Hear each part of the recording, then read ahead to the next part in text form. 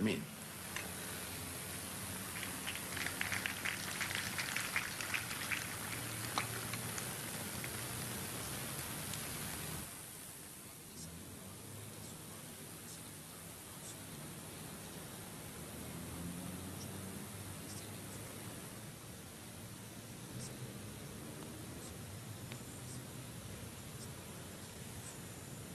Thank you, Sheikh Deedat.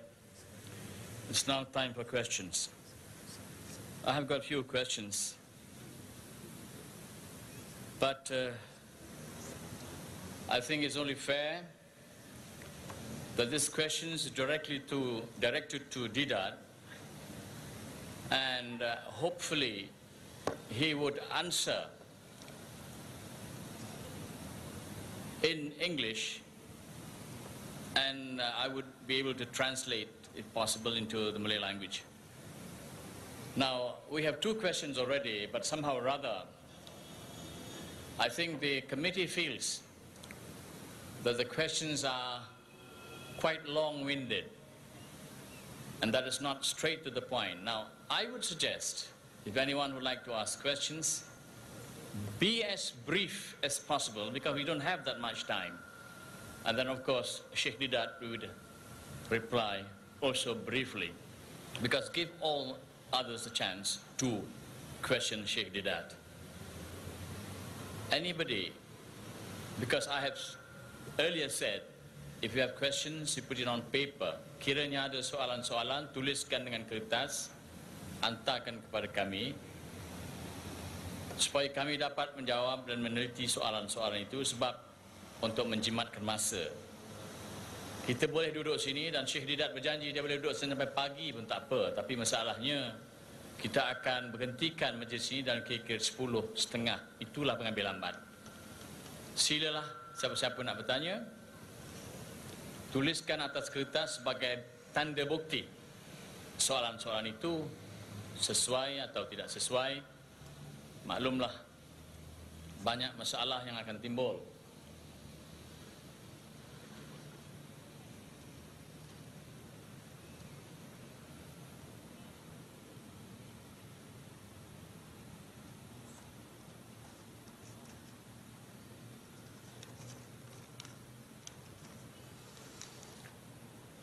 Now I'm facing with a lot of problems, but I will go to this passage of the Holy Quran. فَإِذَا حَكَمْتُمْ بَيْنَ النَّاسِ أَن تَحْكُمُوا بِالْعَدْلِ. Saudara-saudara, Mr. Deedat, there is one question here. Now, could you elaborate about your statement in connection with Tunku's dialogue with the Pope?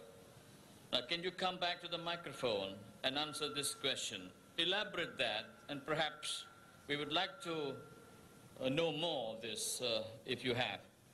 That is my first question. You can use that microphone. Yes. You see, when I came to this beautiful country of yours in 1984, I met the Tunku. And he asked me, Ahmad, that's my name, he says, this dialogue of yours with the Pope, what happened? I says, no dialogue took place. You want to know why? I says, no, His Holiness didn't mean the dialogue in the sense which the Quran speaks. The Quran, Allah Ta'ala wants us to have a dialogue with Him, with the Christians. Ta'ala, come, talk about Allah's unity. He is the one and only Allah that there is. This is what Allah wants us to talk. That we don't associate partners with Him. Talk about that. So when His Holiness was making proclamations, like he's making today, you must see the star, this morning star. He wants to have a dialogue with the Muslims. So after many years of waiting, I wrote to His Holiness that I am prepared to come over to the Vatican and have a dialogue with His Holiness. Because the Bible says have a dialogue and the Quran says we must have a dialogue. So there was no reply. So I sent him another letter, there was no reply. So I sent him a telegram. His Holiness the Pope, I sent him a telegram. So I get a response telling me that he's prepared to receive me in private, in his secretariat. So I wrote back asking him, how big is your secretariat? Because this is not a private matter. A dialogue with the Muslims is not a private matter between Ahmad Deedat and the Pope, that I go and enjoy a cup of tea with him and have a nice good time, and he gives me a gilt-edged Bible as a present, and I come and tell the people, I says, you know, I went to the Pope and he gave me tea and he kissed my hands. This is wanting to boost my ego. What a great guy I am. I said, no, this is not a private matter. The whole Muslim world wants to know, the Christian world wants to know, what are you people talking? So how big is your secretariat? Because 3 plane loads of Muslims are coming from South Africa alone. Youth from Durban, Johannesburg and Cape Town, and from the Middle East, and from the UK. How big is your secretariat? No answer. Again, no answer. Actually, he didn't mean that dialogue. He is telling his people, go and preach to the Muslims. Go and convert them. But he doesn't use the word convert because you're going to react.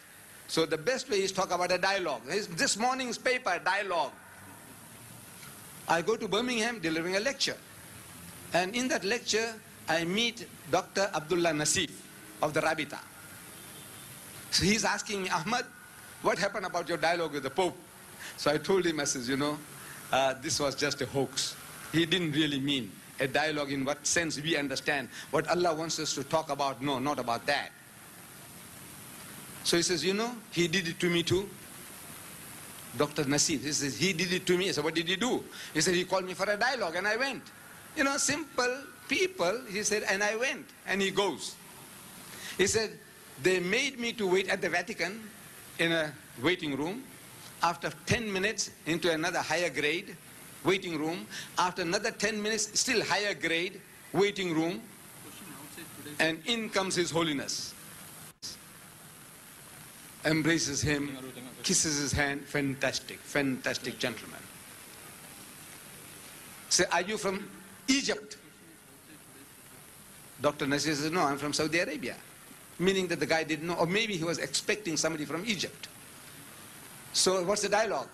He says, you know, you people don't allow us to build churches in your country. And it happens. Saudi Arabia is the only Muslim country in the world where there is not a church. Only Muslim country in the whole vast world. He says, you people don't allow us to build churches in your country. So Dr. Nasif, a talented gentleman, a well-witted man, he's telling His Holiness, that you allow us to build mosque in the Vatican? He says, no, I don't mean Makkah and Medina, but in the rest of the country. So Dr. Nasir said, look, to us, the whole of Saudi Arabia is our Vatican. If your Vatican is 10 square miles or 100 square miles, whole of Saudi Arabia is our Vatican, is a holy land for us. Then, when I come to your country here, Tunku Abdul Rahman, he is asking me the same question, and I told him, so he says, Ahmad, the guy did it to me too. I said, what did he do? He said, he called me for a dialogue, and I went. When I was around Egypt, he says, I went to the Vatican, to Italy, to the Vatican, and they received me well. Same treatment. First grade of waiting room, second grade higher up, third grade, and in comes the Pope. Charming, charming, kissing your hand, anything he will do. And the dialogue starts. What dialogue? The dialogue is, he says, you know, Tunku, sir, in Sabah, 2 our Catholic priests